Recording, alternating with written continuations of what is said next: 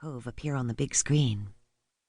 Back when I lived in Seattle, I'd seen movies filmed now and then in various parts of the city, and I knew that watching a scene being filmed could get boring with the repeated takes, but the energy the upcoming production had injected into the town was infectious, and I knew I'd probably check out the main shooting location at some point during the week. The arrival of the production had another benefit: good business. While some of the cast and crew would be lodging in Port Townsend or Port Angeles, having them working in Wildwood Cove meant more business for the Flip Side and other eateries around town. The cast and crew would have access to some food on set, but already a few people attached to the production had ventured into the Pancake House for a meal.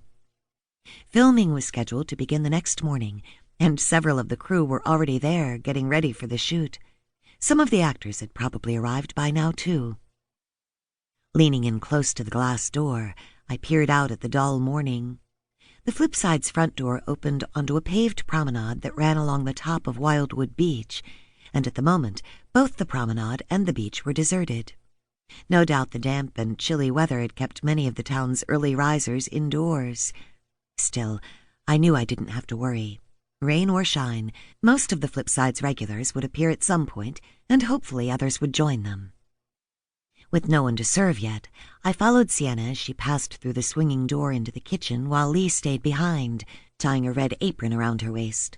Although I was only seconds behind Sienna, she was already chatting about the movie when I reached the kitchen. "I'm hoping I get to see Chase Lohman," she was saying to Tommy Park, assistant to the Flip Side chef, Ivan Kaminsky. "He's pretty hot, even though he's a bit on the old side." I nearly choked on the air I was breathing in. "He's what, in his mid-30s?" Her eyes widened as she realized what she'd said. 36. "You're younger than that, Marley. By 3 years. Sienna tried to backtrack. "I mean, he's hot and really young?" I tried to look unimpressed, but Tommy was stifling a laugh, and I was more amused than anything. "It's all right," I assured her. "I get that 36 seems almost ancient when you're 16. She smiled with relief. "I'd better get out front." As she left the kitchen, Ivan muttered under his breath, "Ridiculous." I looked at the burly chef with surprise. He was in the midst of slicing up some bell peppers, thunking his knife against the cutting board with obvious irritation, his typical scowl surlier than usual. "She didn't mean anything by it," I told him, thinking he was insulted by what Sienna had said about Chase Lohman, who was younger than the chef by nearly 10 years. "Not Sienna," he said as he continued slicing the peppers. "The movie." "Not a horror fan?" Tommy guessed. "Not a remake fan," Ivan corrected, "especially when it's a remake of a classic." "The Perishing is a classic?" I said, once again surprised. Ivan glared at me. "Haven't you seen it?"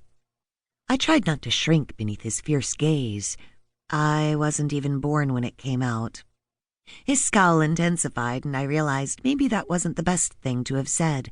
"Besides," I went on quickly, "I don't really watch horror movies. I fell asleep in the first 10 minutes of Night of the Living Dead, and that was it for me in the horror genre."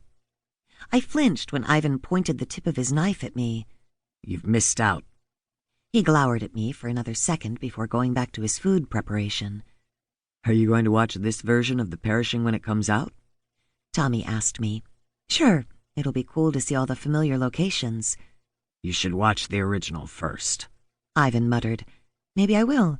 Maybe that's what Lisa and I will watch for our next movie night," I said, referring to one of my closest friends in Wildwood Cove. Ivan still didn't look pleased, but that wasn't unusual for him.